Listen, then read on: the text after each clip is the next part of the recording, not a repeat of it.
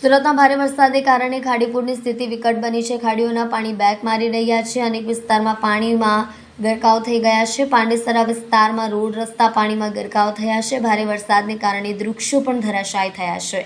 લીંબાયત વિસ્તારમાં ફાયર વિભાગની ટીમ દ્વારા અનેક લોકોને મદદ કરવામાં આવી છે। પાલિકા કમિશનર દ્વારા મીઠી ખાડીની વિસ્તારની મુલાકાત લેવામાં આવી હતી। સાથે ફાયર વિભાગને બોટ વધારવા માટે સૂચના આપવામાં આવી હતી। ઉંમરલાયક વૃદ્ધોને રેસ્ક્યુ કરવામાં આવી રહ્યા છે। લીંબાયત વિસ્તારમાં હાલ ભારે તારાજી સર્જાઈ છે। પાંડેસરા વિસ્તારમાં ખાડીના પાણી બેક મારતા રોડ રસ્તા પાણીમાં ગરકાવ થઈ ગયા છે।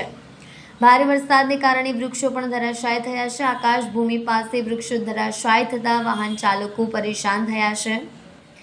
વૃક્ષ ધરાશાયી થવાના કારણે એક સાઈડનો રસ્તો બંધ થઈ જતા કામ પર જતા લોકો મુશ્કેલીમાં મુકાયા છે। ખાડીના પાણી રસ્તા પર ફરી વળી રહ્યા છે અને સાથે જ ઘરમાં પણ ઘૂસી ગયા છે।